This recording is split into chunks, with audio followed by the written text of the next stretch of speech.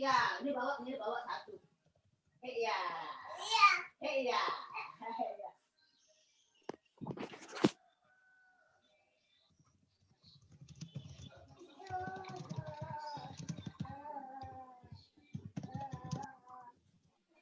Ya.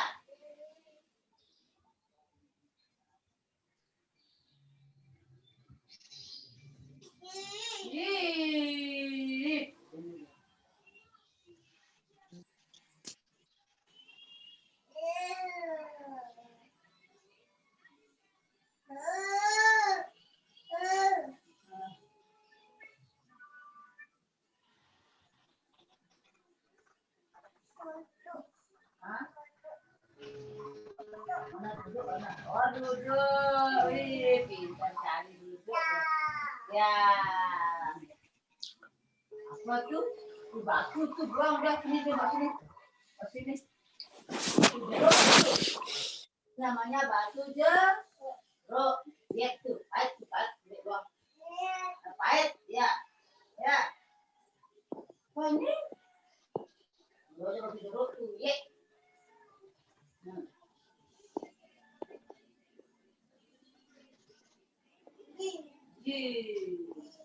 Apa lagi? Mbak.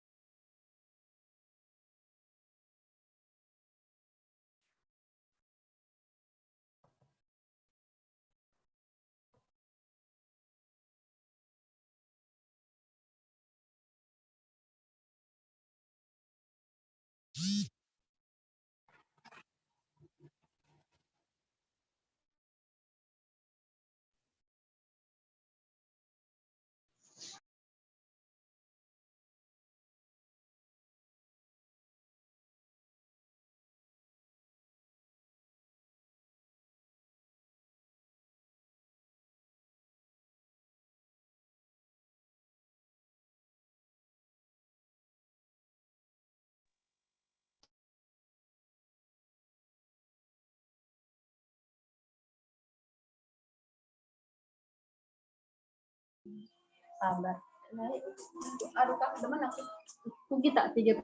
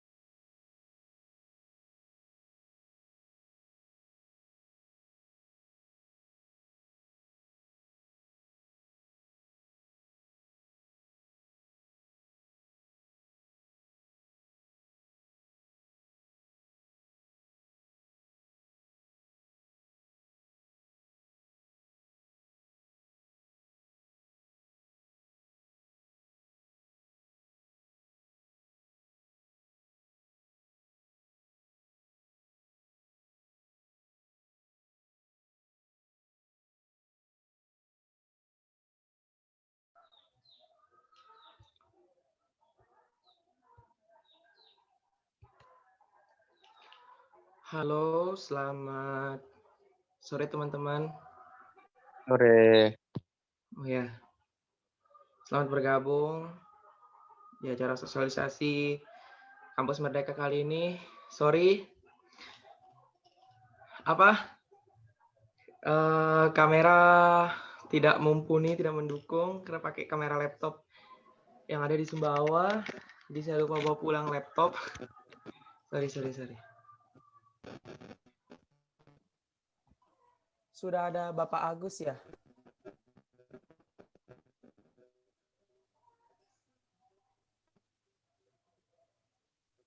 Selamat sore Bapak Agus.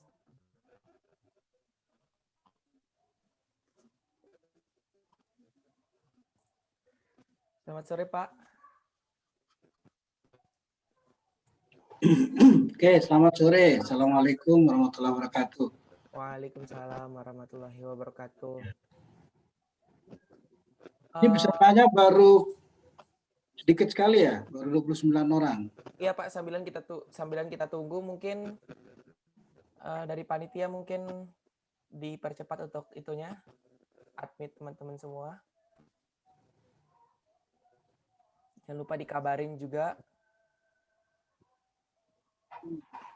Oh iya teman-teman. Ya karena banyak sumber yang menanyakan saya bahwa ingin gabung ke acara ini, tapi karena kita keterbatasan apa ya, keterbatasan jumlah orang yang bisa masuk, jadi minta tolong untuk direkam dan nanti kita akan share di live di YouTube sebagai rilisnya ya teman-teman.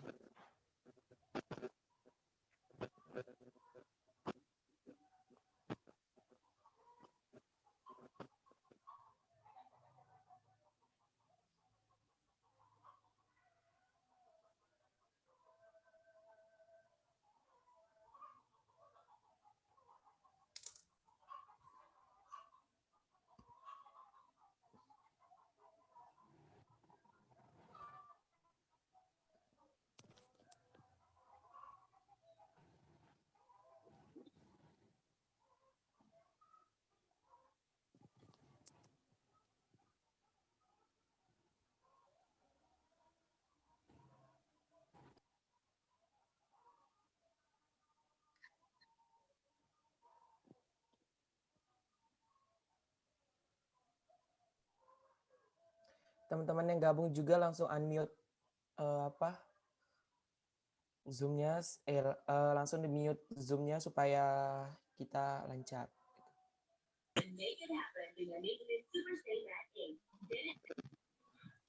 Farhan belum, Nita belum unmute, belum mute.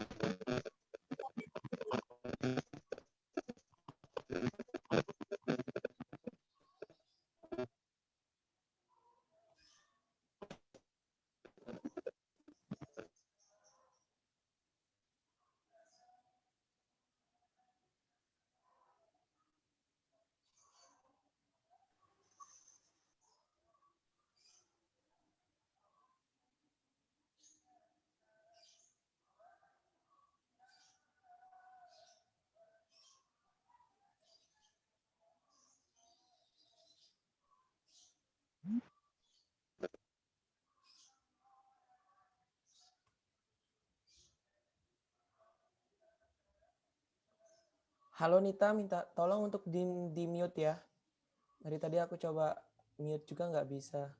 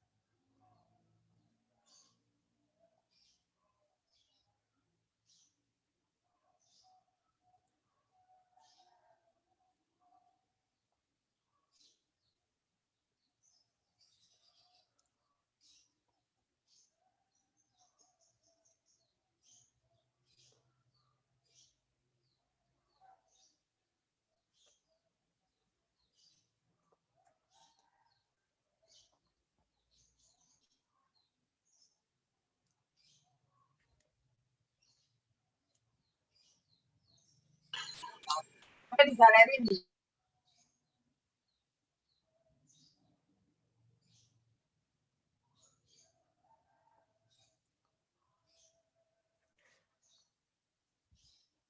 Sembari juga teman-teman yang lain juga untuk menginfokan ke teman-temannya. Silahkan untuk gabung di acara ini, di sosialisasi kali ini. Terutama untuk teman-teman angkatan 18, 17. Kayaknya 17 sudah kalau ada luar saya juga sih. Yang paling penting teman-teman 18 nih.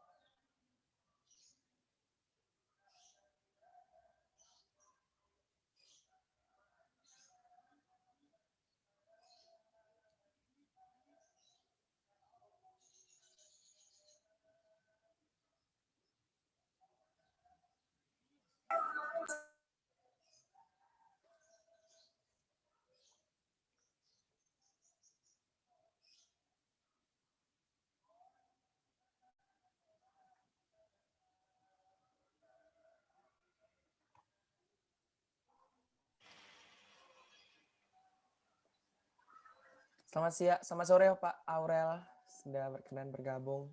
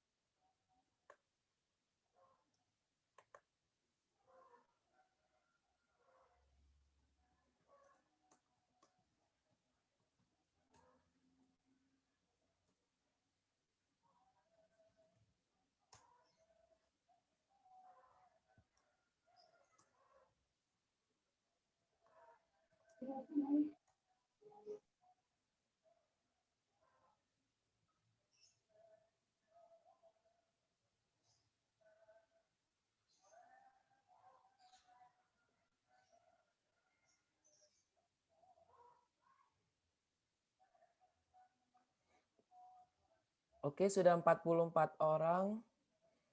Tapi panitia instruksi untuk di 50 orang kita bisa baru boleh melanjutkan ke sosialisasi kita. Nah, jadi buat teman-teman yang sudah bergabung di sini, untuk menginformasikan ke teman-temannya yang lain nih, terutama untuk teman-teman angkatan 18 juga,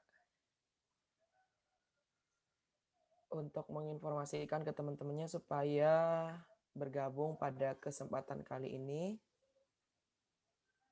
Karena ini sangat penting. Of course, sangat penting.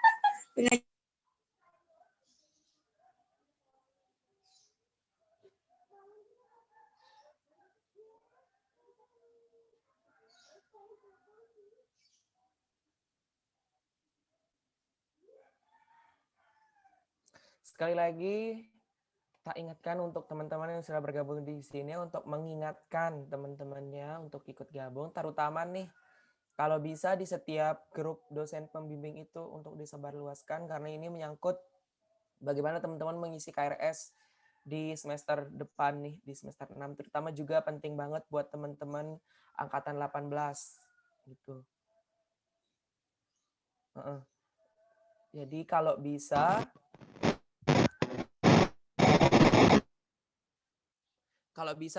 di grup dosen pembimbingnya masing-masing untuk menginformasikan agar segera bergabung.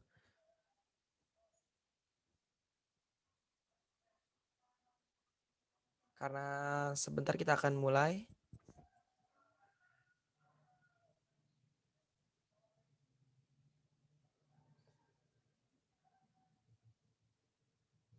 Oke, kita mulai saja ya.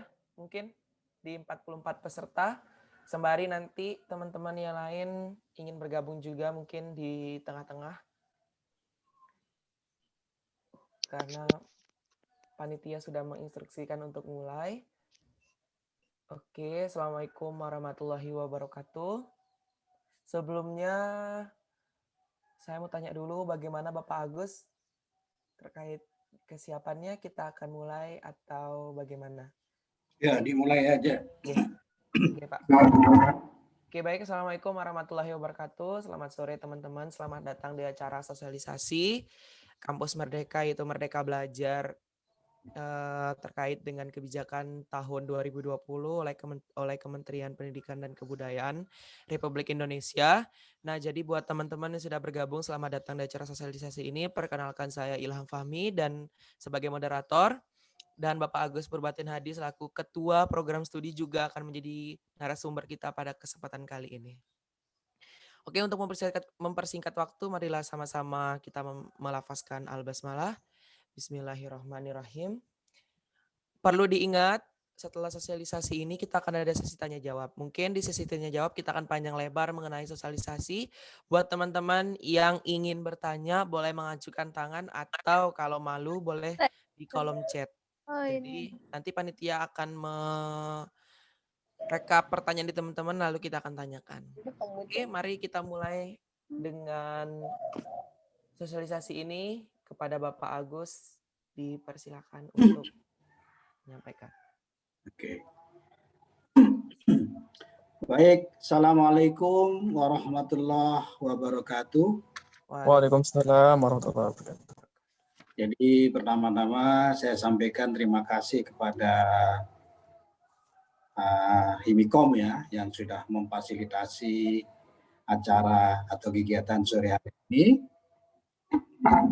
Kemudian terima kasih untuk yang sudah bergabung dalam acara sore hari ini.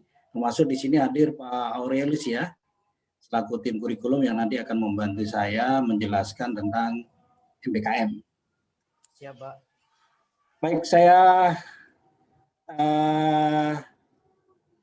share screen ya. Ya.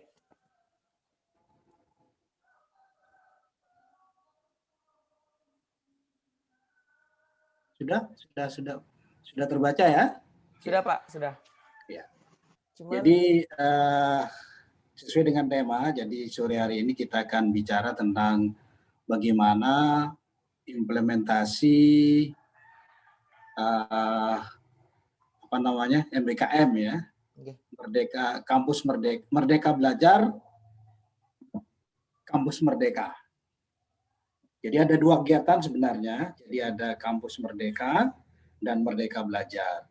Kampus Merdeka itu sendiri adalah kegiatan yang memberikan kesempatan atau memberikan ruang kepada kampus atau program studi untuk mengembangkan program studinya, ya, dengan misalnya memberikan kemudahan dalam pendirian program studi baru, ya, kemudian juga mendorong perguruan tinggi menjadi lembaga atau badan layanan umum ya, badan layanan umum atau badan hukum milik negara BHMN. Jadi perguruan tinggi yang menyandang status BLU dan BHMN. Itu untuk kampus merdekanya. Nah, sekarang yang terkait dengan kalian adalah program Merdeka Belajar ya, Merdeka Belajar. Saya kira kalian mungkin sudah pada bertanya-tanya ya, apa dan bagaimana Merdeka Belajar itu. Apalagi sudah keluar surat edaran rektor ya yang mewajibkan penerima beasiswa untuk ikut kegiatan MBKM. Ya, mungkin bagi sebagian orang ini merepotkan, atau bagi sebagian orang ini menjadi tantangan, ya, peluang untuk mengembangkan diri. Nah, mengapa ini dianggap suatu hal yang penting ya? Oke.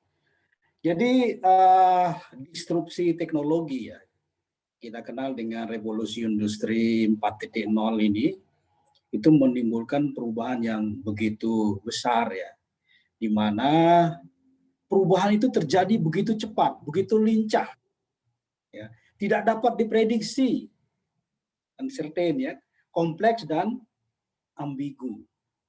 Dan ini akan sangat mempengaruhi kehidupan kita, hubungan kita, pekerjaan kita, lingkungan kita, dan rencana untuk masa depan kita. Saya kira kalian sudah merasakan sekarang ya yang harus berkuliah lewat online ya, yang mungkin terasa tidak nyaman, baik kalian sebagai mahasiswa maupun kami sebagai dosen juga merasakan ketidaknyamanan. Tapi itulah perubahan dan sepertinya begitu ya, perkuliahan online ini akan menjadi tren di masa depan. Nah, sehingga ya sekarang kita harus berlomba antara mesin dan manusia ini ya. Mau tidak mau, suka atau tidak suka ya. Ini akan mempengaruhi banyak hal. Ya. Dan pendidikan itu harus berubah ya, di era sekarang ini. Nah, ada 10 kemampuan kritis yang harus dimiliki pada era sekarang ini. Ya. Yaitu yang pertama, bagaimana Anda meng-create ya nilai-nilai baru melalui pengembangan inovasi.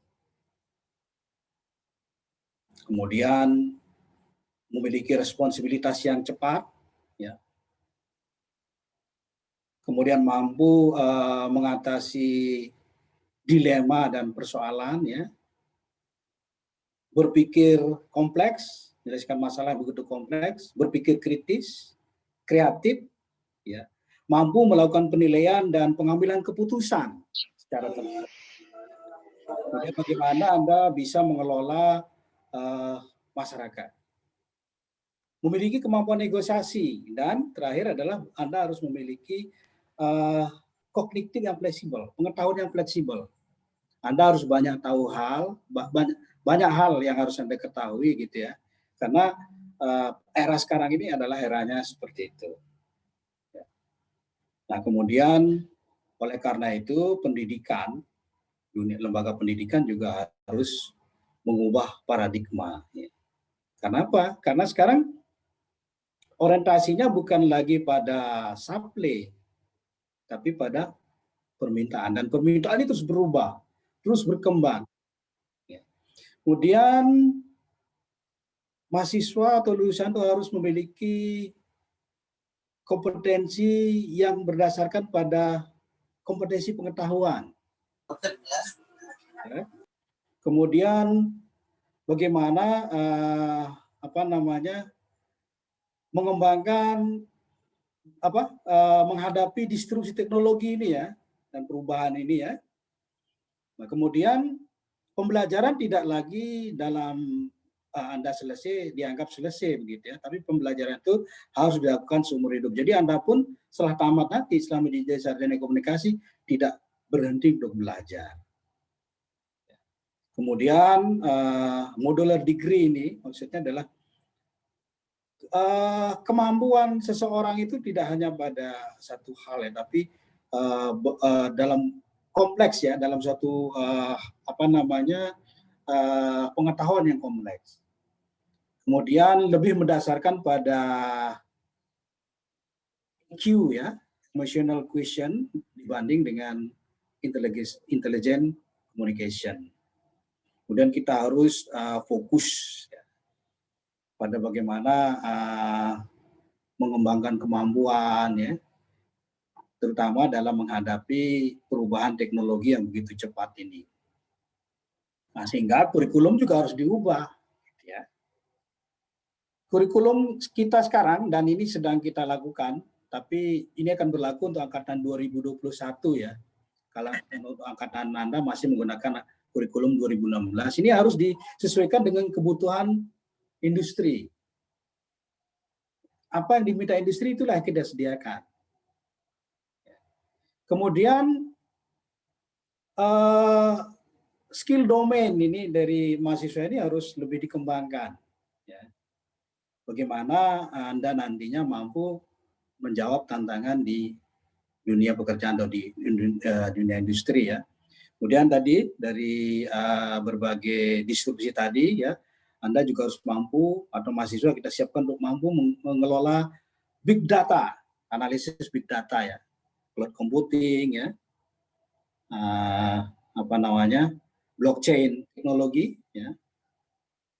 Ini teknologi bagaimana Anda mengembangkan jaringan-jaringan ya. Dan kursus atau kurikulum tadi ya yang harus dikembangkan dengan kebutuhan dunia industri, disesuaikan terus ya. Kalau tadi kurikulum, dalam proses pembelajaran pun juga kita akan melakukan perubahan. Ya. Jadi program studi dituntut untuk lebih memberikan dosen itu tidak lagi sebagai pengajar ya, tapi sebagai mentor dan fasilitator. Ya. Kemudian content delivery ya, ini menggunakan private classes ini, ya, dan ini sudah era ini saya kira kita sudah bisa memulai dengan pembelajaran online ini ya, dan lembaga ya ini harus selalu mengembangkan sesuai dengan kebutuhan masyarakat dan industri.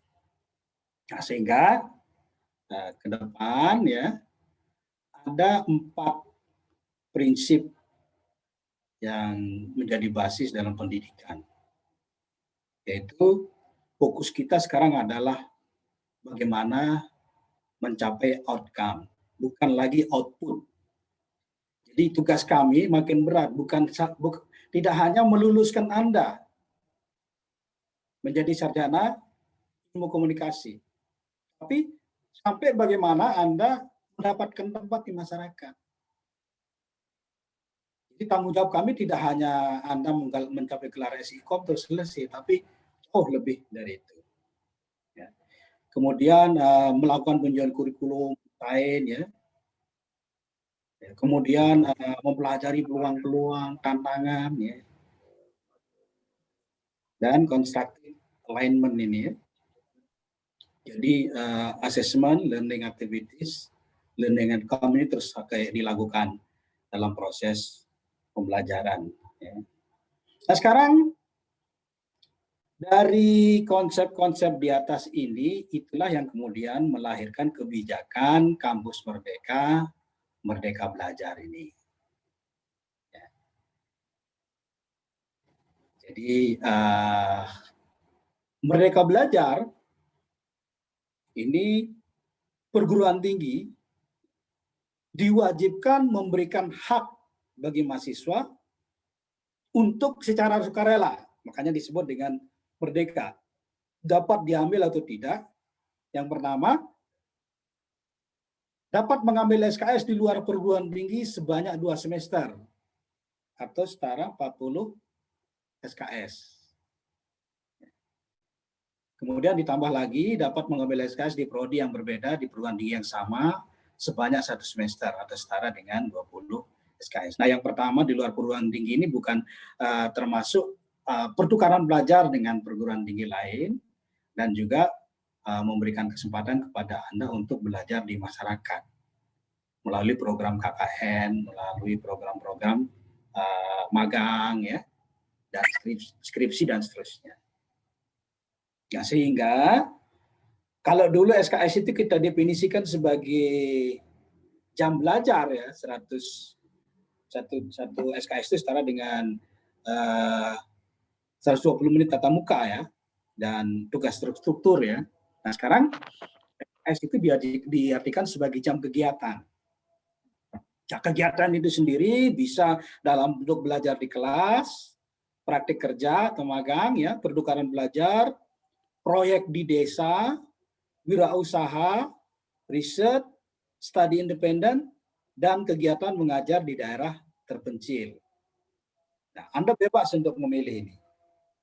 Nah, namun demikian, bebas bukan berarti Anda tidak bebas dalam tanda kutip 100% ya, tapi ada ukurannya, ada pengukurannya. Ya. Karena kita akan setarakan dengan SKS. Nah, sehingga semua kegiatan ini harus dibimbing oleh seorang dosen pembimbing.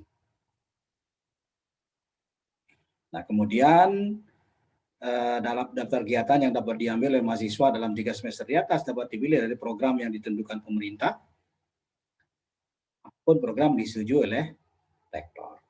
Itu untuk mahasiswa. Nah, sementara dosen perannya adalah sebagai penggerak, di mana dosen memfasilitasi pembelajaran mahasiswanya secara independen. Makanya kita akan menghadirkan nanti dalam perkuliahan itu dosen dari industri, ya, kemudian proyek-proyek yang dilakukan dosen melibatkan mahasiswa atau mahasiswa membuat proyek sendiri dua bimbingan dosen gitu ya, dan berbagai hal lainnya. Nah, sekarang kita lihat apa hak belajar 3 semester itu. Kalau memperhatikan situasi saat ini, mahasiswa tidak memiliki banyak fleksibilitas untuk mengambil kelas di luar prodi dan kampusnya sendiri.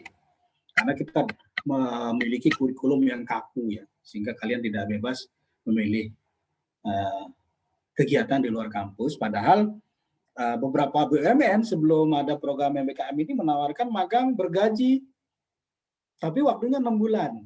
Nah, sehingga memang kita di komunikasi tidak ada yang bisa mengikuti program tersebut kecuali Anda dengan sukarela menunda kuliah, ya ikut program itu, gitu ya, yang mungkin hanya 1 semester, dalam 1 semester Anda hanya bisa mengambil magang itu sendiri. Kemudian bobot SKS untuk kegiatan pembelajaran di luar kelas sangat kecil dan tidak adil bagi mahasiswa yang sudah banyak mengorbankan waktu. Misalnya ada mahasiswa yang ikut pertukaran belajar ke luar negeri ya, atau mengikuti program sosial di suatu tempat ya. Ini selama ini kan tidak mendapatkan penghargaan yang disetarakan dengan SKS.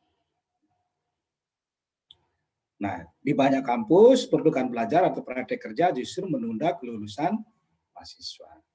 Nah, sehingga arahan kebijakan baru adalah perguruan tinggi wajib memberikan hak bagi mahasiswa untuk secara sukarela. Ini dapat diambil atau tidak.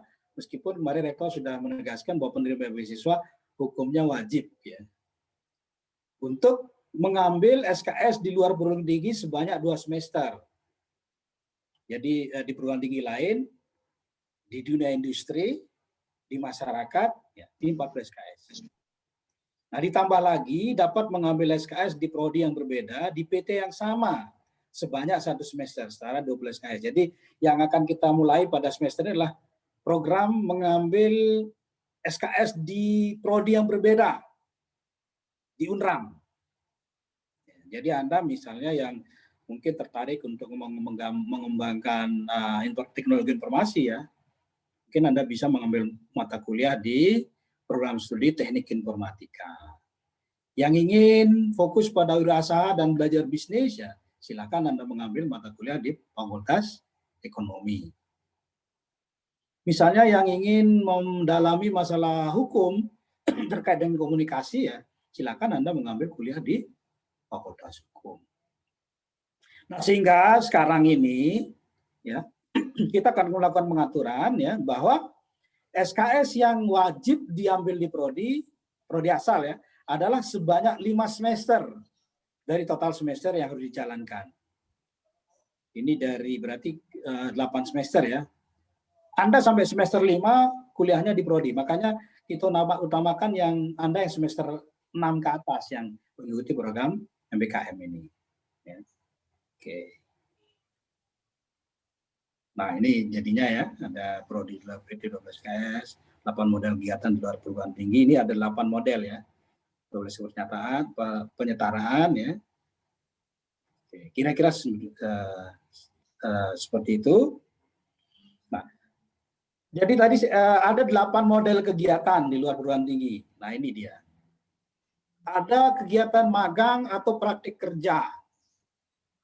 Ini kegiatan magang di sebuah perusahaan, ya, entah itu di televisi, misalnya kalau Anda yang tertarik di jurnalistik, di NGO, ya Nirlaba, organisasi multilateral, institusi pemerintah maupun perusahaan rintisan, startup, ya.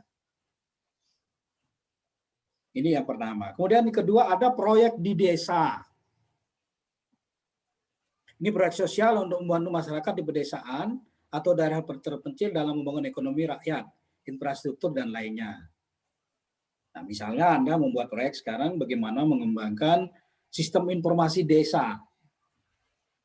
Anda membantu desa atau membantu BUMDes ya untuk memperbaiki websitenya misalnya, mengajarkan mereka untuk membuat konten ya, branding dan sebagainya kalau itu UMKM ya. Nah, kemudian yang ketiga adalah mengajar di sekolah. Kegiatan mengajar di sekolah dasar, menengah maupun atas selama beberapa bulan.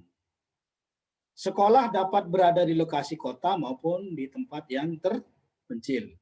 Nah, ini di Kemendikbud sudah ada programnya dan nanti kalian bisa mengikuti program ini. Biasanya ada program mengajar di daerah-daerah 3T itu ya, terpencil, terdepan, terluar. Entah itu di Papua, di Kalimantan, dan seterusnya. Nah, kemudian ada pertukaran belajar. Mengambil kelas atau semester di perguruan tinggi luar negeri maupun dalam negeri berdasarkan perjanjian kerjasama yang sudah diadakan pemerintah. Nah, khusus untuk program studi ilmu komunikasi, ya, kami atau kita ini sudah menjalin kerjasama dengan program studi ilmu komunikasi Universitas Brawijaya di Malang. Ini yang sudah sampai tahap akan ditandatangani MOU-nya. Jadi kalian nanti akan bisa belajar 2 semester di Universitas Brawijaya. Nah, bukan hanya Brawijaya, karena kemarin bulan November saya, Aurel, dan Mbak Ji sempat berkeliling ke beberapa perguruan tinggi di Yogyakarta ya. Ada Universitas Ahmad Dahlan, ada UGM, ada UPN, ada UMY yang nanti kita akan melakukan kerjasama pertukaran pelajar itu. Nah, cuma mohon dimaklumi ya, pertukaran pelajar ini tentu saja memperhatikan kemampuan kalian, bukan hanya kemampuan pembelajaran ya. IP misalnya kita pesankan minimal 3,0, tapi juga mampu membiayai gitu ya, kegiatan pertukaran pelajar ini. Karena kalian 1 semester akan di Jogja atau di Malang, ya tentu saja program studi tidak mampu membayari kos dan menanggung biaya kalian selama di sana. Tapi ini saya kira bisa kalian, terutama untuk semester awal ya, silakan dari sekarang menambah.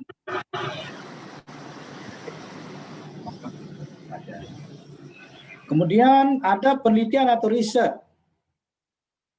Ini kegiatan riset akademik baik sains maupun sosial limonora yang dilakukan di bawah pengawasan dosen atau peneliti. Ya. Nah, nanti ini program-program seperti PKM dan sebagainya ini kita akan perbanyak dan akan kita terus dampingi ya, sehingga ini bisa menjadi kegiatan yang PKM. Bahkan ada wacana kegiatan PKM atau pengabdian itu nanti bisa saja disetarakan dengan kegiatan KKN misalnya. Nah, kemudian yang keenam, kegiatan wirausaha. Ini mahasiswa mengembangkan kegiatan kewirausahaan secara mandiri. Dibuktikan dengan penjelasan atau proposal kegiatan perusahaan dan bukti transaksi konsumen atau slip gaji pegawai. Jadi kalau kemarin kita memberikan dana untuk mahasiswa berwirausaha ya sudah ya. Kadang kita pantau, kita dampingi, tapi tidak sampai kita lihat sudah sampai mana begitu ya. Apakah sampai ke transaksi dan slip gajinya. Jadi yang sekarang diharuskan. Nah, kemudian ada studi atau proyek independen. Ini mahasiswa dapat mengembangkan sebuah proyek berdasarkan topik sosial khusus dan dapat dikerjakan bersama-sama dengan mahasiswa lain. Nah, ini bisa bentuknya kegiatan-kegiatan yang seperti PKM ya. Kemudian dari kementerian itu juga ada program dana hibah bina desa. Kebetulan Pak Aurel menjadi salah satu tim di UNRAM ya. Nilainya 40 juta untuk satu kelompok, dan sejak ini diluncurkan 2 tahun lalu kita sudah minta Himikom untuk membuat proposalnya, sampai sekarang Himikom tidak mampu mewujudkan proposal itu. Nah, saya harap dengan dia jadi kegiatan MBKM yang disetarakan dengan SKS, ayo lakukan, raih dana 40 juta itu. Nah, dosen nanti akan menjadi pembimbing yang mengarahkan kegiatan kalian. Ya, kemudian ada kegiatan proyek kemanusiaan. Ini kegiatan sosial untuk sebuah yayasan atau organisasi kemanusiaan yang disetujui perguruan tinggi baik di dalam maupun luar negeri. Nah, alhamdulillah tahun ini kita di NTB agak lega ya. Tidak seperti sekarang di Mamuju gempa. Nah, mungkin ini bisa masuk sebagai proyek kemanusiaan selama 1 semester Anda di Mamuju misalnya. membantu masyarakat membangun perumahannya kembali, ya. Kemudian mendampingi mereka untuk mendapatkan modal untuk pengembangan usaha dan sebagainya.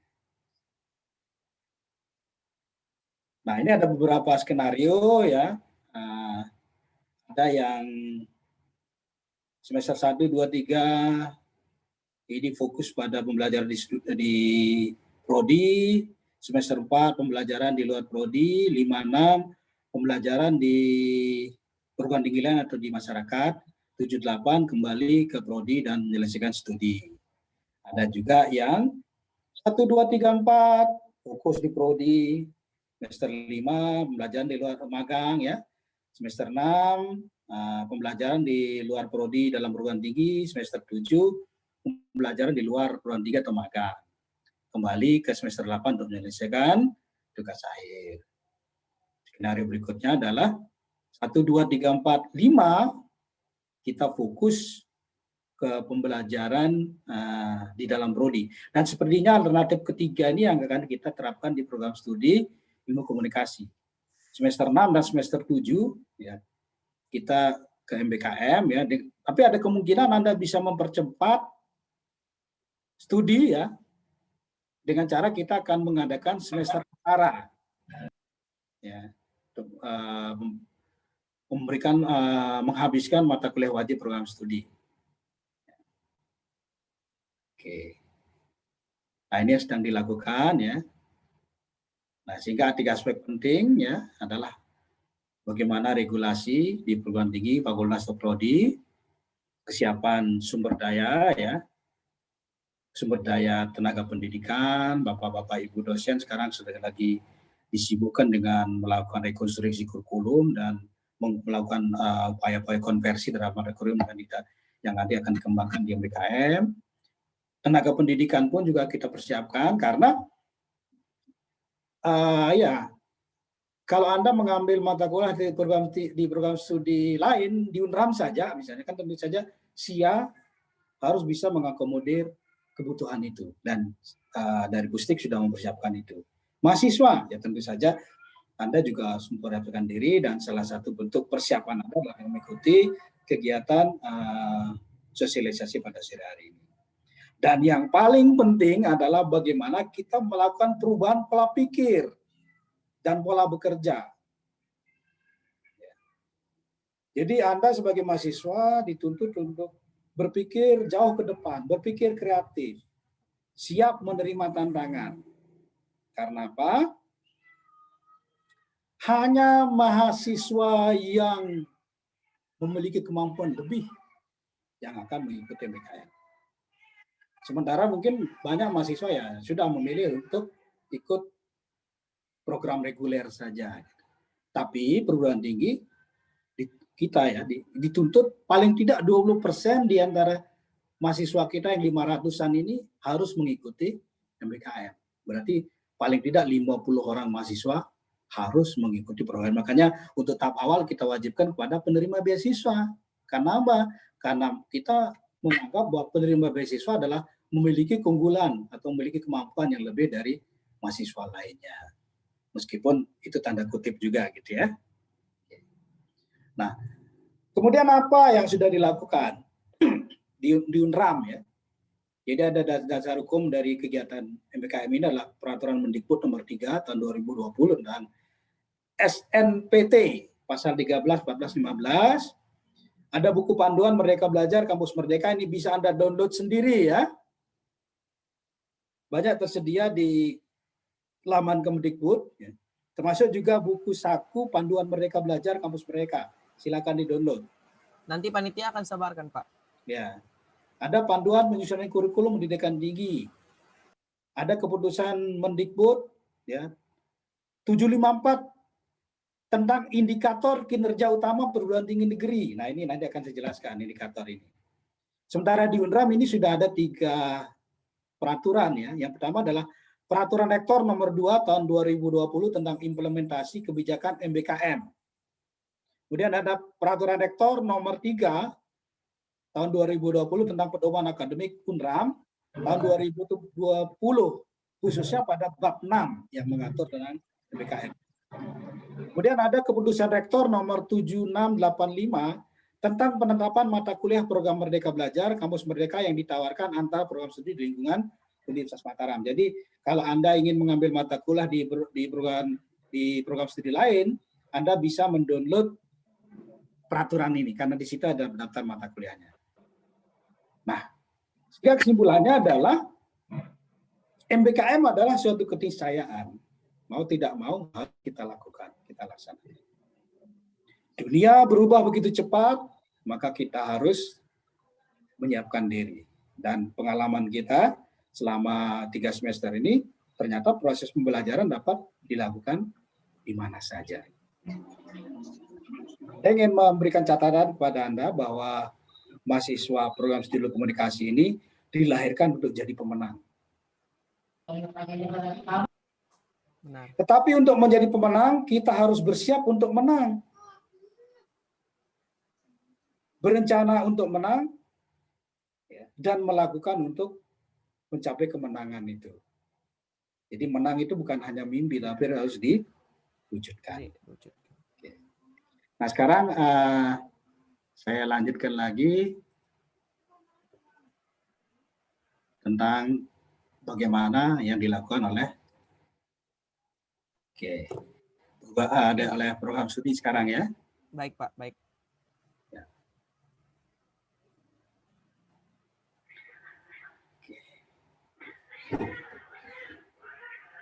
Ya.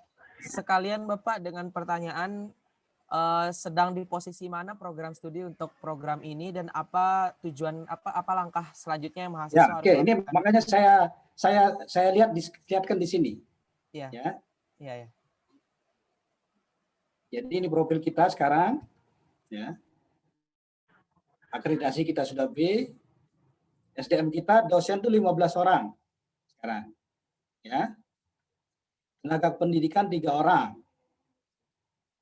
tenaga OB 2 orang. Rasio dosen ideal saat ini 1:43. Ya, masih lebih banyak masih belum terlalu ideal, ya.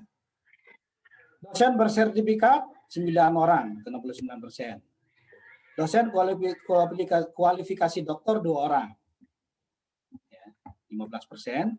Dosen studi lanjut 1 orang, 7%. Mahasiswa kita sekarang yang aktif itu 565 orang. Lulus sudah 79 orang. Ya. Mahasiswa berprestasi 10 orang. Ya. Nah ini adalah fasilitas kita, ada 3 ruang kelas ya, hanya 3 kita punya. Ada studio broadcasting, studio radio, dan laboratorium multimedia. Nah, ini kira-kira tampilan kita ya. Nah, jumlah mahasiswa berusaha target 4 tercapai 5. Ini dengan kerjasama dengan OK Indonesia, ya. Ini ada teman-teman Anda yang mendapatkan bantuan modal. Jumlah mahasiswa berprestasi kita targetkan 7 tercapai 10. Persentase mahasiswa yang langsung bekerja target 33% tercapai. Penurunan jumlah mahasiswa DO, peningkatan lulusan cum laude, peningkatan lulusan tepat waktu ini kita tercapai. Cuma memang beban kita angkatan 2014 ini masih ya tersisa beberapa orang laskar pajang ini ya. Mari sudah kita panggil dan kita sudah putuskan ada beberapa mahasiswa kita sarankan untuk pindah daripada DO ya. Karena mereka kami prediksi tidak akan mungkin bisa menyelesaikan studinya di Prodi Ilmu Komunikasi. Nah, untuk dosen sendiri juga ini adalah kinerjanya ya. Kita di program studi sudah memiliki 1 jurnal ilmiah nasional terakreditasi Sinta 5, yaitu JIKOMSI. Ya. Kalau di Visipol kita satu-satunya yang terakreditasi jurnalnya. Dan bagi program studi baru ini menurut saya capaian yang cukup baik ya, karena tidak semua program studi memiliki jurnal terakreditasi. Selain itu terdapat 2 jurnal ilmiah ber-ISSN ya, sedang dalam proses akreditasi, yaitu Jurnal Pengabdian Masyarakat JIKOMDEP, dan satu lagi jurnal yang baru kita luncurkan adalah JIMAKOM. JIMAKOM ini jurnal khusus untuk mahasiswa. Nah, sehingga untuk mahasiswa yang akan lulus periode setelah Januari ini ya, jadi periode apa namanya Judisio Maret, itu persyaratan ujiannya atau persyaratan ujiannya harus sudah mensubmit artikel ke jurnal Jimakom ini. Jadi termasuk angkatanmu, Fahmi ya, ini besok wajib jurnal.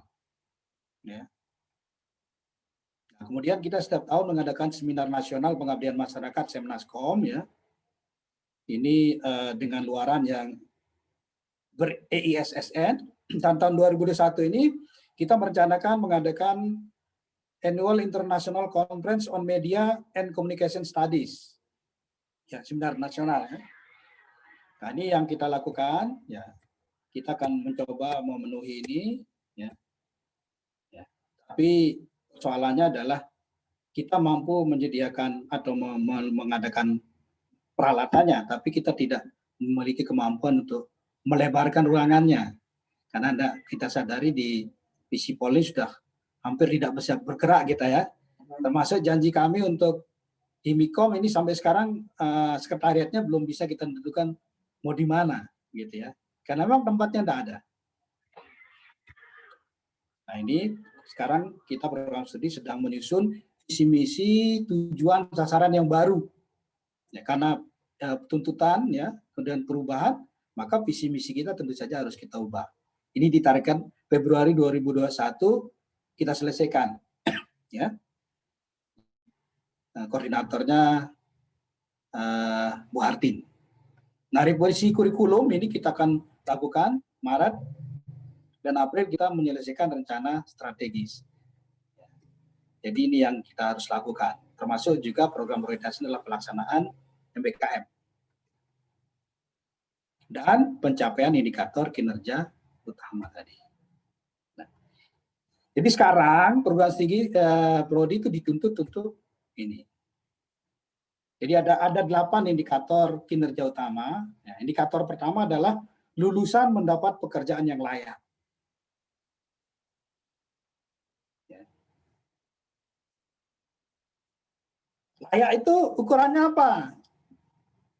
Layak itu ukurannya mendapatkan pekerjaan kurang dari 6 bulan dengan gaji 1,2 UMR. Kalau dulu kita catat ya yang penting sudah bekerja. Bantu ibu pun kita anggap sebagai bekerja. Sekarang gaji Anda juga ditanya. Ya. Kalau gajinya di bawah UMR, di bawah 1 juta saja Anda dianggap tidak bekerja. Atau masih dianggap kegiatan sosial gitu ya. Nah, bagaimana agar Anda bisa segera mendapatkan pekerjaan? Program studi sedang akan membentuk dan mengelola lembaga sertifikasi profesi LSP. Ini LSP Kehumasan ini sudah dirintis oleh Bu Sinta ya. Nantinya Anda akan mendapatkan sertifikat sebagai humas muda ya. Bekerja sama dengan perumas, dan satu lagi adalah sertifikat kompetensi wartawan yang akan dikeluarkan oleh Dewan Pers. Nah, oleh karena itu nanti kita akan kembangkan Info Lombok ini menjadi portal berita yang profesional. Dan Anda yang bergelut di situ nanti akan kita ikutkan dalam program sertifikasi kompetensi wartawan. Bapak Agus, halo Pak. Ya. Oh, tadi terbata-bata tadi, sorry. Ya. Nah, kemudian indikator kedua subindikator kedua dari Q1 adalah melanjutkan studi ke jenjang S2 dalam jangka waktu kurang dari setahun setelah lulus. Nah, sehingga dari awal kita akan persiapkan siapa di antara kalian yang ingin kuliah lagi. Nah, ini kita akan perbantukan atau kita nanti kembangkan di pusat studi media dan pusat studi komunikasi strategis yang kita miliki. Ya. Nah, ini nanti kalian akan magang di situ, ya, atau berkecimpung di situ, sehingga ketika melanjutkan kuliah nantinya Anda sudah memiliki hal-hal atau materi yang akan kalian jadikan objek penelitian. Nah, kemudian menjadi wira swasta atau pemilik perusahaan. Nah, ini akan kita akan mengembangkan, di program studi akan mengembangkan inkubasi bisnis komunikasi dan media kreatif. Ya. Oke. Nah, kemudian IKU kedua, mahasiswa berkegiatan di luar kampus. Nah, yang tadi saya jelaskan ya, ada program magang 1 semester, KKN MBKM, pertukaran mahasiswa, studi proyek independen bidang komunikasi ya. Nah, kemudian yang berikutnya adalah kerjasama sister department dengan program prodi ilmu komunikasi Universitas Brawijaya. Ini cukup panjang prosesnya ya, karena kami atau kita harus melakukan penyesuaian kurikulum UNRAM dengan kurikulum UB. Ya. Nah, misalnya beberapa kurikulum akhirnya kita ambil jalan tengah yang kira-kira memiliki muatan yang sama meskipun namanya berbeda begitu ya, akan kita jadikan satu mata kuliah yang sama. Nah, kita juga menyediakan mata kuliah untuk program lain di Universitas Mataram. Nah, kemudian IKU berikutnya dari subindikator lagi dari IKU 2 ini adalah bagaimana mahasiswa meraih prestasi paling rendah tingkat nasional. Nah, sehingga sekarang saya minta Himikom ini melakukan rebranding dan reorientasi. Bukan lagi sebagai ormawa yang hanya bisa hura-hura ya, tapi juga nanti akan diarahkan sebagai komunitas riset pengabdian dan karya kreatif mahasiswa untuk kompetisi. Nah, ini caranya nanti kami akan meningkatkan kapasitas kalian ya melalui ajang kompetensi internal berkelanjutan. Ada klinik PKM, klinik Indonesian Kreatif, klinik fotografi dan videografi, LKTI dan seminar ilmiah tingkat mahasiswa tingkat nasional dan sebagainya. Dan kita akan meningkatkan jumlah keikutsertaan dalam kompetisi mahasiswa tingkat nasional dan internasional. Dan ini sudah kita terus dorong, di mana program studi memberikan insentif kepada kalian yang berhasil menjadi juara. Dan juga kita akan upayakan untuk lomba itu juga membantu paling tidak pendanaan sesuai dengan kemampuan program studi. Nah, kemudian kita akan meningkatkan penyelenggaraan festival film pendek tahunan Movement ini ya, yang sudah memiliki branding tersendiri ya, setelah upaya-upaya untuk meraih prestasi paling rendah tingkat nasional. Nah, kemudian IKU 3, dosen berkegiatan di luar kampus. Ini nanti bentuknya dosen kita akan mengajar di perguruan tinggi lain. Kemudian dosen-dosen yang memiliki potensi dan berpeluang bekerja sama di industri penyiaran dan jasa kemasan akan kita dorong untuk itu. Nah, yang IKU 4, praktisi mengajar di kampus. Ya. Ini sebenarnya sudah kita lakukan pada beberapa mata kuliah minat jurnalistik ya. Nah, tapi nanti ke depan bukan hanya mengajar, tapi juga ikut menjadi tim preskripsi karya, pembimbing proyek, dan sebagainya. Ya. Narasumber di workshop. Jadi kita akan banyak melibatkan praktisi yang akan kita ajak mengajar di kampus. Nah, IKU 5, hasil kerja dosen digunakan masyarakat untuk mendapat rekognisi. Nah, ini nanti kualitas dosen akan terus kita tingkatkan. Ya. Tahun 2020 ini satu orang dosen kita S3 di UPM Malaysia. 2021 satu orang dosen lagi kita siapkan untuk studi lanjut. Kita akan mengadakan klinik proposal kompetitif nasional, klinik metode penelitian, klinik publikasi internasional, penyelenggaraan seminar nasional, ya, perusahaan internasional, akreditasi jurnal ilmiah. Nah, kemudian IKU 7 ini terkait dengan pembelajaran adalah bagaimana mengembangkan kelas yang kolaboratif dan partisipatif. Jadi nanti metode pembelajaran akan lebih banyak dalam bentuk proyek dan ya. Nah, ini akan kita adakan workshopnya ya. Kemudian juga nanti kita melibatkan mahasiswa dalam kegiatan penelitian dan pengembangan literasi media. Ya. Kemudian kegiatan pembelajaran berbasis proyek bersama. Mulai dari workshop, ya, kemudian bagaimana kita melibatkan mahasiswa dalam kegiatan komunikasi, riset, dan produksi siaran, film dokumenter, ya, atau konten kreatif, ya, dalam bentuk social campaign, ya, dokumenter, dan sebagainya. Nah, kemudian kita akan secara serius mengelola media online Info Lombok ini sebagai media cyber resmi ya. Kemudian optimalisasi pengelolaan laboratorium penyiaran, studio TV dan radio dan laboratorium media. Dan nanti kita bersama-sama akan melakukan pendampingan dan pengembangan desa atau komunitas binaan. Nah, ada satu IKU lagi, yaitu IKU 8, yaitu akreditasi internasional. Sempat terpikirkan untuk melakukan akreditasi internasional, tapi ternyata biayanya begitu mahal ya, sehingga untuk sementara kita fokus pada pengembangan di dalam, ya, pembenahan internal dan bagaimana program-program ini bisa kita jalankan. Jadi itu pengantar dari saya. Silakan kita diskusikan, gitu ya. Mungkin ada hal-hal yang ingin ditanyakan atau didiskusikan. Di sini juga hadir Bapak Ibu dosen ya. Saya lihat ada bergabung Mbak J, Mbak Fira, Bu Sinta dan Pak Aurel ya. Ada Pak Mulis juga. Nah, nanti akan membantu saya untuk memberikan penjelasan ini. Oke. Terima kasih. Assalamualaikum warahmatullahi wabarakatuh. Waalaikumsalam warahmatullahi wabarakatuh. Mungkin ini titipan dari teman-teman panitia ya Pak. Kan yang angkatan 2018 sekarang bisa dibilang sudah bisa mengambil MBKM ini kan Pak ya? Ya. Nah, apa tindakan ke depan yang konkret Pak? Bagaimana yang teman-teman harus lakukan untuk angkatan 18 dan 17 yang sekarang Pak? 18 itu berarti semester berapa Anda sekarang? Semester 6 Pak. Semester 6. Oke. Semester 6 berarti untuk 18 Anda sudah bisa mengambil mata kuliah di luar program studi. Ya, di UNRAM dulu karena yang di UB dan sebagainya dalam masih kita siapkan. Nah, untuk nantinya Anda memasuki semester 7 ya. Dari sekarang Anda siapkan semester 7 kita tawarkan kepada Anda untuk mengambil kegiatan di luar 6 bulan.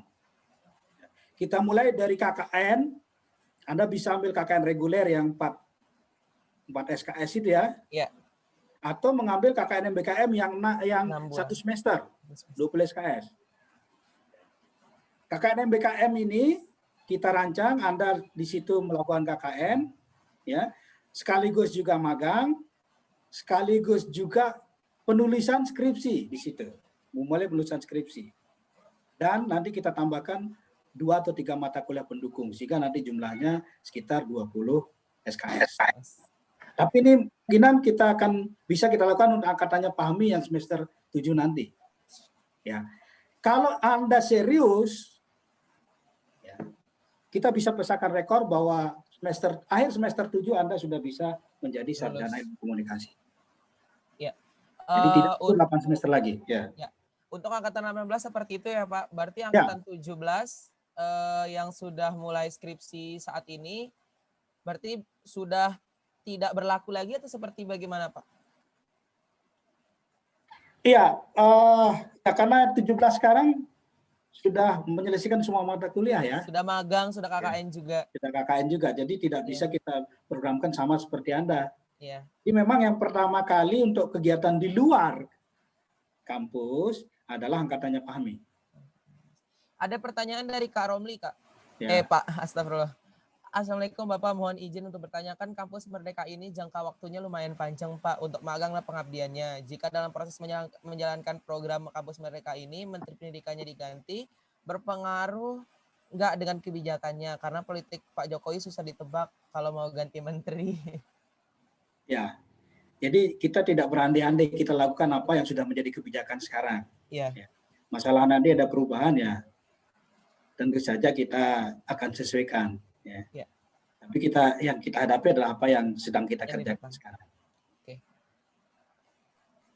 Ririn silakan mau bertanya. Tadi Ririn, mana Ririn? Ya, halo.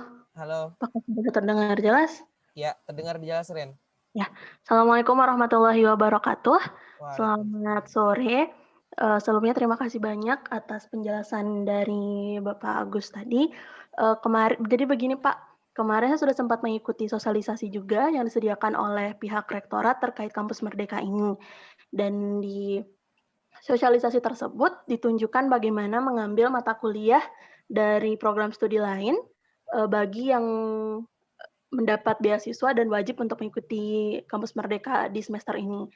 Namun sayangnya sampai sore ini saya mengecek SIA masih belum ada Pak mata kuliah Merdeka tersebut, kampus Merdeka tersebut yang dapat kami programkan. Nah, apabila nanti mata kuliahnya sudah muncul di SIA, apakah kami yang wajib untuk mengikuti kampus Merdeka ini harus mengambil penuh 20 SKS dari program studi lain atau boleh dibarengi dengan mata kuliah dari program studi ilmu komunikasi juga Bapak? Itu masih bingung juga sebenarnya bagaimana mekanisme tepatnya. Mohon penjelasannya Bapak. Terima kasih banyak. Ya, terima kasih Ren. Ya, Silakan. ya sebenarnya kalau namanya merdeka tidak boleh Iya, boleh diharuskan dikekang. gitu ya. Tapi rupanya rektor punya kebijakan bahwa penerima beasiswa bebas harus untuk bebas gitu ya. Atau bebas untuk harus Diwajibkan, Pak. Diwajibkan untuk ikut itu. Nah, ya ini saya pun sebenarnya sempat meminta agar perlu sosialisasi yang panjang ya. Tapi rupanya rektor sudah mendapat kebijakan harus diterapkan semester ini, ya mau tidak mau. Pada sistemnya sendiri seperti yang ditanyakan Ririn tadi, ya ternyata belum siap gitu ya. Yeah. Tapi langkah awal sekarang kalian coba download surat keputusan rektor ini ya, yang tentang mata kuliah MBKM dari berbagai fakultas. Kalian pelajari dan kira-kira akan mengambil mata kuliah apa. Iya, benar. Idealnya memang MBKM ini 20 SKS di luar program studi. Tapi saya kira ya kita juga tidak bisa terlalu saklek harus 20 di luar gitu ya. Karena toh sebenarnya ini nanti penilaian dan sebagainya dikembalikan ke prodi ya. Termasuk nanti mata kuliah yang kalian ambil di luar itu kita harus juga kita lakukan penyesuaian juga mata kuliah apa yang kita sebagai pengganti mata kuliah yang Anda ambil itu. Gitu ya. Nah mungkin di sini Pak Aurel saya kira bisa membantu saya untuk memberikan penjelasan tentang hal ini. Baik, terima kasih Pak Agus untuk kesempatannya. Selamat sore teman-teman, selamat berjumpa manapun berada gitu ya. Sehat selalu, jaga diri. Mungkin melanjutkan beberapa hal sebelum ke hal praktis tadi. Saya mau menyampaikan kepada teman-teman begini ya. Kebijakan Merdeka Belajar ini sebenarnya bukan hal baru dalam praktek di pendidikan tinggi gitu ya. Bahwa teman-teman itu ada proyek dan segala macam. Sebenarnya beberapa perkuliahan kita itu juga kita desain ke arah sana gitu ya. Tetapi karena aturan yang mewajibkan teman-teman untuk harus begini begitu, kemudian jumlah SKS dan sebagainya yang tidak fleksibel, itu membuat kita mau tidak mau harus mengikuti. Tapi bukan hanya itu teman-teman. Sebenarnya juga teman-teman mahasiswa sendiri juga yang sepertinya tidak ingin melakukan lebih dari yang tersedia di dokumen-dokumen. Jadi kita mau meminta lebih tetapi kan teman-teman, ini kan cuma 2 SKS, ini kan cuma 3 SKS. Lalu berhenti di tengah jalan gitu ya.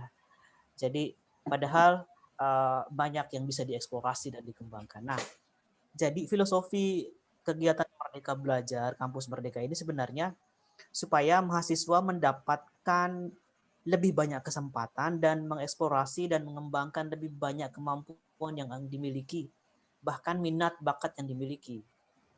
Jadi dari jalur program studi, kemudian teman-teman punya passion kemana, punya keahlian di mana, dan kemudian teman-teman mengembangkan selama mahasiswa langsung jadi sehingga ketika turun ke masyarakat, lulus, sudah siap langsung mengeksekusi, tidak lagi belajar banyak hal. Selama ini pendidikan tinggi dikritik seperti Menara Gading, tetapi tidak tahu persis dengan banyak hal yang ada di luar sana sehingga seolah-olah kaget gitu ya. Oke, kemudian berkaitan dengan perkuliahan tadi, pertanyaan praktis tadi, memang menjadi kesulitan untuk teman-teman angkatan 2018 maupun 2017 ketika semester ini mulai berlaku MBKM di UNRAM.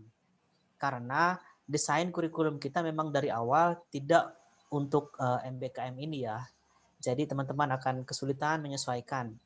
Karena semester 6 pasti hampir semuanya itu kan fokus ke mata kuliah konsentrasi gitu ya. Iya.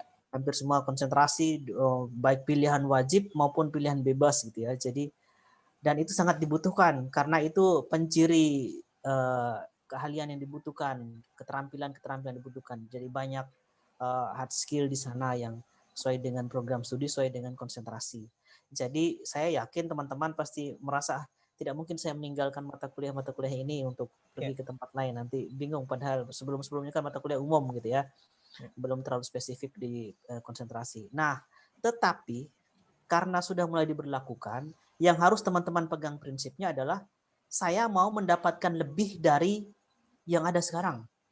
Artinya, bisa jadi teman-teman akan banyak sekali mata kuliah yang emang SKS-nya lebih dari yang biasanya. Karena sudah ngambil yang di konsentrasi, ada tawaran dari program studi yang lain yang teman-teman tertarik dan kemudian ngambil. Tolong jangan terpaku dengan, kan harus sekian SKS. Desain MBKM mau tidak mau fleksibel dengan jumlah SKS ini untuk semester ini. Karena tidak mungkin memberi maksimal misalnya hanya 24 SKS. Tidak bisa karena faktanya semua program studi mendesain semester 6 itu rata-rata 20 SKS, 18 SKS, bahkan 24 SKS itu mata kuliah untuk konsentrasi untuk kekasan program studi. Jadi kemungkinan besar mahasiswa akan mengambil itu semua. Jadi kalau misalnya ada tawaran dari luar, ya kita berharap saja di SIA itu mengizinkan teman-teman untuk mengambil lebih dari jumlah yang tersedia di program studi, jumlah SKS-nya. Jadi intinya begini teman-teman, S1 itu kan minimal 144 SKS gitu ya. Berarti itu minimal. Kalau teman-teman mengambil lurus-lurus saja dapat 144 SKS. Tapi kan tidak dilarang untuk mendapatkan 150, 155 SKS, bukan? Jadi silakan mengambil jumlah mata kuliah, mengambil lagi mata kuliah yang menurut teman-teman dibutuhkan, yang diminati, disukai, dan membantu nanti ketika lulus atau membantu perkuliahan teman-teman di program studi. Jadi itu prinsip cara pikir yang harus teman-teman tanamkan dari sekarang. Jadi jangan terpaku, nanti saya lebih dari 144, capek, rugi. Bukan begitu. Justru ini kesempatan untuk mendapatkan lebih dari yang tersedia gitu ya. Karena memang desain kurikulum kita juga kita batasi yang kurikulum 2016 gitu ya, tidak banyak mata kuliah pilihan bebas gitu ya. Di kurikulum baru kemungkinan besar kami akan menyediakan jumlah mata kuliah pilihan bebas itu banyak gitu ya. Jadi tidak harus satu kelas itu sampai 40, bisa jadi satu mata kuliah pilihan bebas hanya 10 orang kita jalankan. Yang penting itu teman-teman komit untuk mengembangkan diri di bidang kajian khusus-khusus itu. Nah, jadi tapi karena itu belum tersedia, yang tersedia sekarang adalah mata kuliah dari program studi yang lain. Jadi intinya kalau tersedia di sana dan teman-teman bisa atau tertarik untuk mengambil, silakan mengambil. Tapi praktisnya untuk semester ini mau tidak mau itu semacam tambahan mata kuliah. Karena desain mata kuliah kita itu kan untuk semester ini masih mata kuliah wajib pilihan, wajib konsentrasi gitu ya, banyaknya wajib konsentrasi dan itu berpengaruh di KHS. Tetapi teman-teman perlu ketahui ada namanya proses rekognisi, konversi mata kuliah itu. Itu akan kebijakan dari prodi yang mengatur. Misalnya teman-teman mengambil mata kuliah di luar dan terbenarnya di KHS tidak memungkinkan teman-teman untuk mencetak dengan nama mata kuliah itu, akan dikonversi, direkognisi oleh program studi ini nanti akan masuk ke mana? Ke mata kuliah yang mana? Itu nanti program studi yang akan mengatur. Intinya sekarang yang disediakan itu berapa oleh UNRAM untuk teman-teman ngambil di program studi yang lain, silakan teman-teman ambil. Dan kalau mengambil berarti teman-teman sudah punya tekad untuk melakukan lebih dari yang biasanya. Dan saya kira setiap mahasiswa harus seperti itu. Apalagi teman-teman perhatikan di pengantar tadi Pak Agus sudah menyampaikan tuntutan sekarang. Ya ketika teman-teman belajar hari ini di sini masih seperti ini, tapi dalam hitungan menit, detik sudah berubah. Dan itu mempengaruhi banyak hal, berubah teknologi, berubah cara kerja, dan segala macam. Maka kemampuan menyesuaikan diri itu sangat penting. Jadi kalau bisa, kalau anjuran saya tadi silakan diambil. Untuk teknisnya seperti apa nanti kita tunggu sedang dibuat oleh ketika kemarin kalau tidak salah saya juga mengikuti yang sosialisasi baru-baru yang dari UNRAM berkaitan dengan MBKM. Di SIA sedang diatur oleh Pak Cahyo dan tim Kustik untuk mempersiapkan mata kuliah yang bisa diambil. Oke. Jadi sila itu sebagai tambahan, jadi hitungannya seperti tambahan mata kuliah yang harus diambil oleh teman-teman untuk mendukung bidang keilmuan komunikasi, konsentrasi masing-masing, tapi juga untuk keterampilan lain yang teman-teman butuhkan nanti ketika bekerja nanti. Jadi itu tambahan dari saya. Terima kasih, Pak. Ya Pak, sekalian ini kan tadi di kasusnya Ririn itu dia ingin mengambil mata kuliah di semester 6 ini sudah ada keinginan untuk mengambil program MBKM ini, tapi di SIA belum terupdate bagaimana apa program studi mata kuliah yang harus diambil. Tapi Ren ada info dari rektorat ada 7 mata kuliah yang disediakan oleh Universitas Mataram terkait dengan jurusan ilmu komunikasi ya, program studi ilmu komunikasi bisa ngambil ada 7 mata kuliah di luar program studi. Tapi ini dia nggak jelas Pak keterangannya, jadi belum nggak bisa saya baca. Dia nggak jelas keterangannya, yang jelas ada 7 mata kuliah yang bisa diambil di luar program studi ilmu komunikasi. Nah, mungkin di sekarang ini kan baru di tanggal 25 kan di kalender akademik 2000 tahun ini, tanggal sekarang itu adalah hari pertama untuk pengisian KRS. Nah, mungkin kita nanti kalau udah mendekati di akhir pengisian KRS dan si mata kuliah MBKM ini belum ada di SIA, itu bagaimana Pak solusinya Pak? Ya, seperti yang saya sampaikan tadi, itu kan di SIA sistem yang mengisinya di sana. Pertama teman-teman, ini alurnya dulu. Seperti bimbingan KRS pada umumnya, pastikan setiap mahasiswa berkonsultasi dengan dosen pembimbing akademik masing-masing.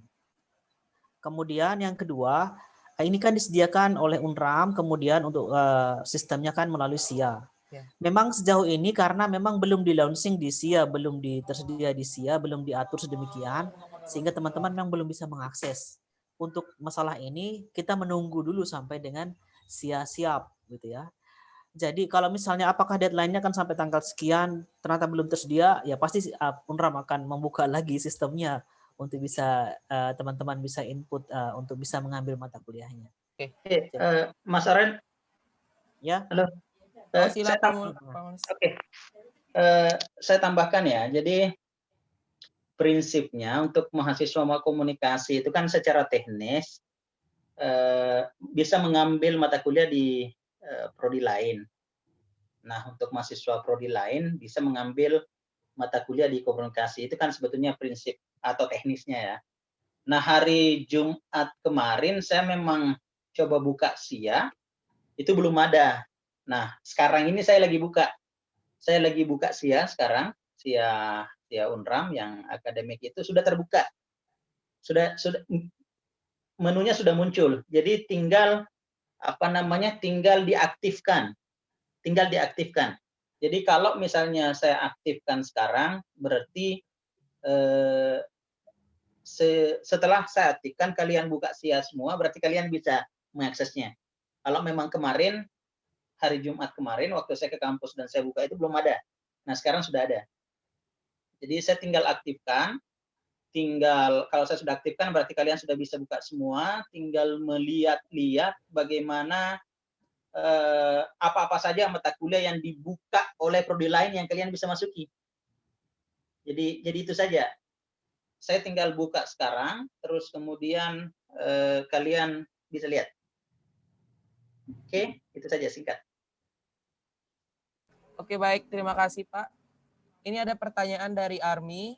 Mohon izin, Pak, saya ingin bertanya terkait satu poin yang sempat juga Bapak Menteri highlight, yaitu program MBKM, yakni hak mahasiswa untuk mengambil mata kuliah yang setara 40 SKS di luar program studi asal. Apakah kebijakan tersebut opsional untuk diambil oleh mahasiswa atau ada pengecualian dengan tanda kutip wajib diambil bagi mahasiswa penerima bidik misi? Berarti itu pertanyaan pertama, Pak, boleh diambil atau tidak, Pak? Terus yang kedua, terkait mata kuliah, apakah hanya boleh mengambil matkul yang dicantumkan di prodi asal atau mahasiswa boleh mengambil mata kuliah bebas lintas jurusan? Itu Pak pertanyaan dari Army, Pak. Oke. Untuk yang pertama itu kan kebijakan universitas ya. Jadi yang mengambil yang mendapatkan beasiswa, tidak perlu kita perdebatkan karena itu kebijakan universitas. Jadi semua mahasiswa di UNRAM itu terikat dengan kebijakan universitas itu. Kita tidak bisa lepas dari situ. Terus kemudian secara teknis untuk yang kalian itu, jadi sama yang disampaikan oleh Pak Aurel tadi, kalian bisa mengambil MBKM ini adalah pilihan bagi kalian. Pilihan bagi kalian. Nah, secara teknis di SIA kalau sudah terbuka berarti mata kuliah di luar itu yang ditawarkan itu bisa kalian ambil.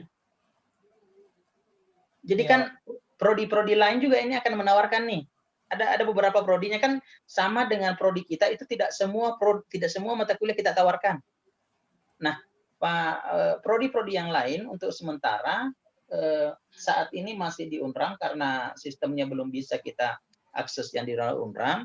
Nah, mata kuliah yang ditawarkan itu berarti otomatis kalian bisa ambil.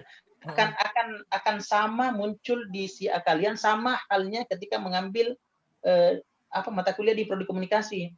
Cuma kalian harus mempertimbangkan, harus berdiskusi dengan pembimbingnya bagaimana sebaiknya, apakah kalian mau ambil atau tidak, karena secara teknis kurang lebih sama. Kurang lebih sama. Oke, Pak. Oke. Berarti udah terjawab ya, Army.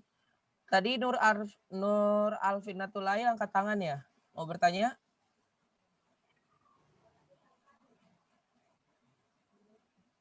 Halo teman-teman, masih ada pertanyaan atau tidak?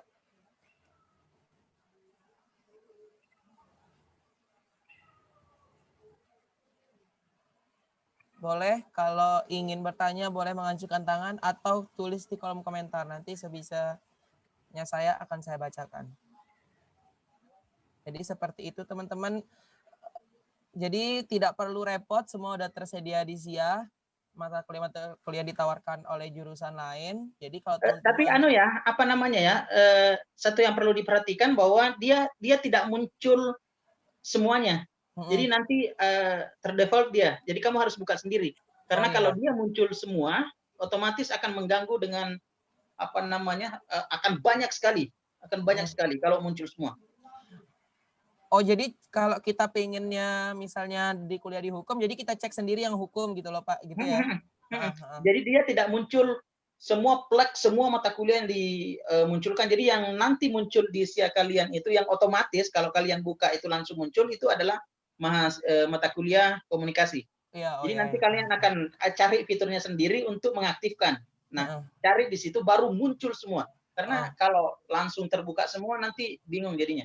Oke, paham. Begitu penjelasan dari Pustik kemarin. Oke. Berarti kalau teman-teman yang ingin di Fakultas Bisnis, Fakultas Ekonomi cari di Fakultas Ekonomi, di Hukum cari di Hukum. Yes, begitu kira-kira. Jadi cari dulu fitur mengaktifkan Merdeka Belajar. Oke, baik. Teman-teman, berlanjut kita ada pertanyaan lagi. Ada pertanyaan lagi teman-teman? Halo, mungkin chat, mungkin kalau tidak ada juga chat di grup juga supaya tidak supaya kita kalau memang sudah lengkap kita akhiri saja diskusi kita sosialisasi kita pada kesempatan kali ini.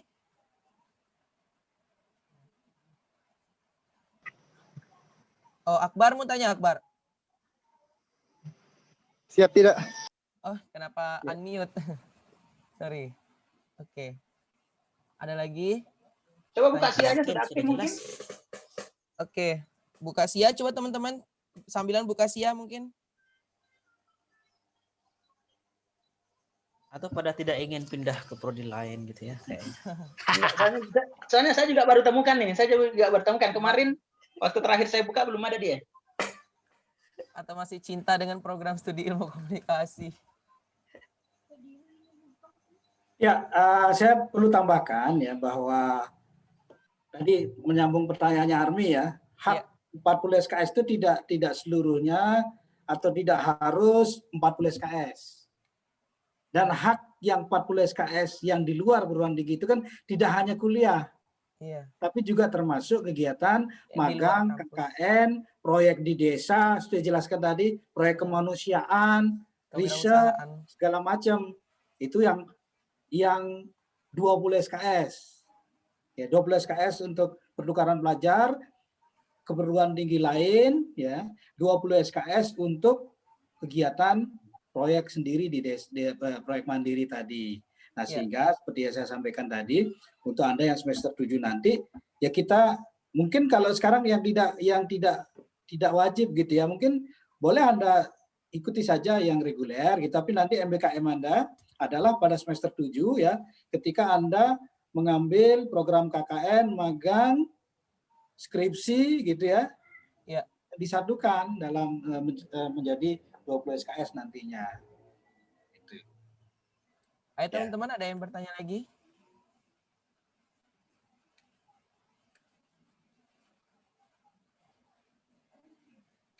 Oh, ini Ririn, Pak. Mohon maaf, Pak. Option untuk melihat mata kuliah prodi lain di SIA saya masih tidak terlihat. Berarti mereka belum buka. Karena yang Oke. akan terlihat itu adalah prodi-prodi yang terbuka. Oh iya. Berarti yang lain pun belum buka. Jadi kalian buka itu otomatis akan melihat prodi lain, bukan melihat prodi kita. Itu prinsipnya. Oh iya. Oke, Jadi bukan melihat prodi kita. Otomatis kan kalau prodi kita kan otomatis kalian sudah akses. Iya, Tapi benar. bagaimana melihat prodi lain? Ya. Berarti tergantung kebijakan prodinya juga mungkin, Pak ya? Balik lagi. Iya, tergantung kebijakan prodinya. Jadi prinsipnya gini, kalau kita kan hanya beberapa mata kuliah yang dibuka kan? Iya. 5 atau 6 gitu kan? Anggap kira-kira gitu. Nah, begitupun di tempat lain. Prodi sosiologi misalnya, kalau ada yang berminat di sosiologi atau HI, berapa mata kuliah yang dia buka di sana? Nah, itu yang kalian bisa akses sebetulnya. Oke.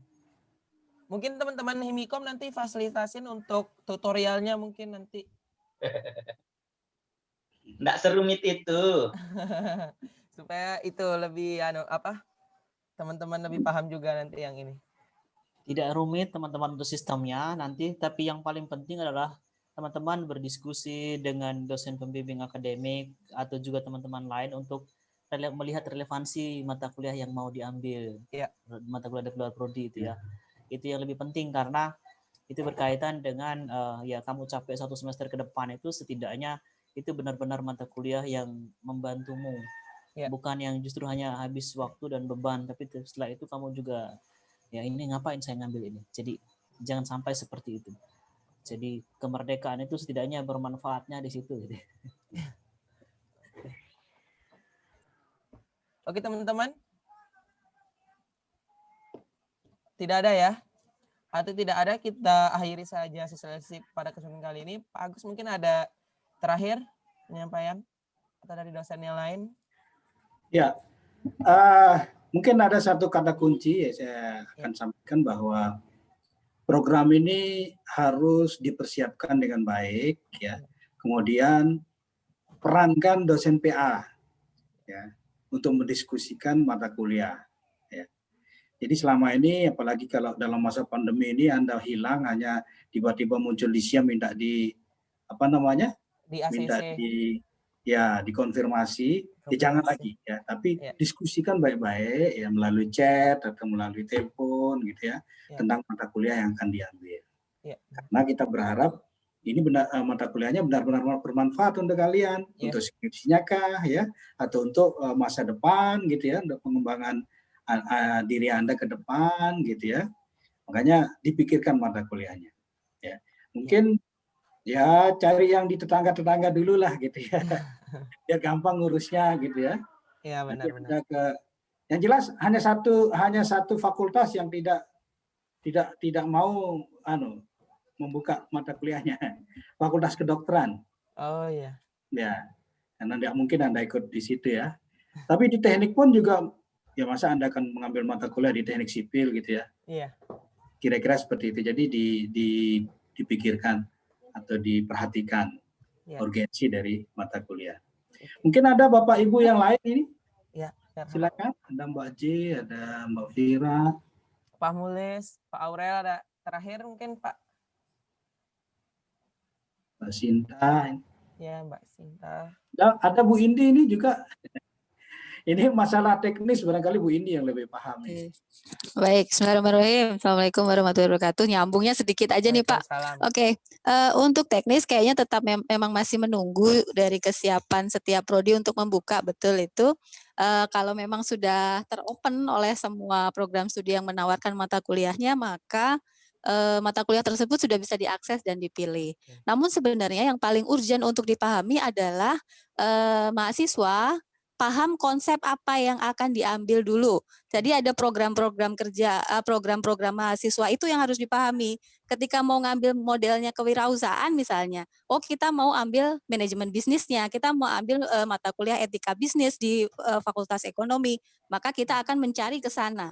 Lalu kalau untuk program penelitian seperti apa? Oh kita akan mengambil yang relevan dengan hal-hal yang terkait dengan penelitian, metodologi, lalu teknik penulisan ilmiah yang mungkin lebih kuantitatif dibandingkan yang milik kita, atau bagaimana ketika ada di program studi lain. Sebenarnya itu di konsepnya dulu, programnya dipahami dulu. Saya mohon nanti ada yang pedoman untuk Merdeka Belajarnya di-share dulu dan dibaca dulu deh. Iya. Sebelum kita langkah lebih lanjut ke teknisnya gitu ya. Oke. Kalau bisa nih Mas Fahmi usul untuk Himikom justru bikin gabungin yang dalam tanda kutip diwajibkan itu tadi yang untuk bidik misi dibikinkan grup saja supaya bisa teradvokasi dengan baik oleh para dosen PA-nya juga gitu ya. Karena sebenarnya ini bebas pilihan, tapi tiba-tiba ada muncul kata wajib. Wajibnya itu sebenarnya untuk perguruan tinggi, wajib untuk menyiapkan opsi-opsinya. Sementara untuk mahasiswanya sebenarnya optional gitu ya. Jadi kita bikinkan saja nanti Mas Fahmi untuk medianya gitu ya. Oke, itu aja. Terima kasih. Oh iya, terima kasih. Dari dosen yang lain Bapak Mulis? Cukup. Oh, cukup. Bapak Aurel mungkin Pak? Dengan dosen yang lain ada Mbak Fira juga, ada Bu Sita tadi, ada Bu Hartin juga. Cukup ya. Oke. Sebenarnya kita mungkin dari tadi mungkin terburu-buru juga karena kita mahasiswa taunya cuman ingin teknis lebih cepat, ingin karena masih buta terkait teknisnya. Mungkin ada hal yang lebih penting juga yang disampaikan oleh Bu Indi tadi, ada dengan Pak Aurel juga. Apakah keinginannya mata kuliah yang kita pengen itu sesuai dengan apa yang kita pengen dan sesuai dengan berguna nggak dengan penelitian yang akan kita lakukan nanti, atau passion kita nanti, atau apa yang ingin kita lakukan nanti. Mungkin lebih banyak diskusi dulu dengan dosen PA, baru kita akan masuk ke teknisnya. Nah, di notice juga tadi untuk dibuatkan grup untuk mahasiswa yang diwajibkan untuk melakukan MBKM ini. Jadi seperti yang disampaikan tadi, teman-teman tidak wajib untuk melaksanakan MBKM, tapi karena ada kebijakan dari universitas, maka diwajibkan untuk yang penerima beasiswa. Oke, mungkin sampai sini mungkin perjumpaan kita pada kesempatan kali ini. Mungkin nanti teman-teman Himikom akan fasilitasin terkait poin-poin apa saja yang kita sampaikan pada kesempatan kali ini, akan disebarkan notulensinya pada kesempatan kali ini. Juga teman-teman kalau ada pertanyaan, mungkin teman-teman Himikom akan menjadi perpanjangan tangan kepada dosen-dosen gitu. Jadi jangan sampai di sini saja. Kalau teman-teman bingung, mari tanyakan kepada teman-teman Himikom gitu. Jangan malu deh untuk tidak tahu gitu. Jangan malu untuk mencari tahu karena ketidaktahuan kita. Oke, baik, terima kasih juga Bapak Ibu dosen yang telah mau bergabung, teman-teman Himikom telah memfasilitasi, dan teman-teman peserta yang sudah mau bergabung. Karena tadi kita mulai dengan basmalah, kita akhiri dengan alhamdulillah. Alhamdulillahirabbil alamin. Billahi taufiq wal hidayah. Wassalamualaikum warahmatullahi wabarakatuh. Waalaikumsalam. Ya. Silakan teman-teman yang ingin live juga tidak apa-apa. Oh, kita mau foto bareng mungkin, teman-teman panitia bagaimana? Halo, Sang, ada sudah di record tadi Sang? Sudah di screenshot?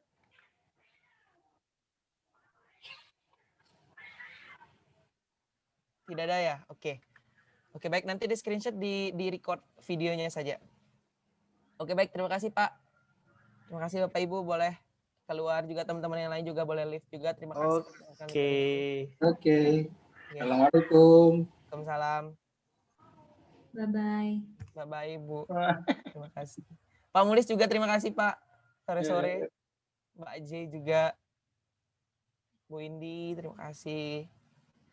Mbak Sinta, Mbak Fira, terima kasih.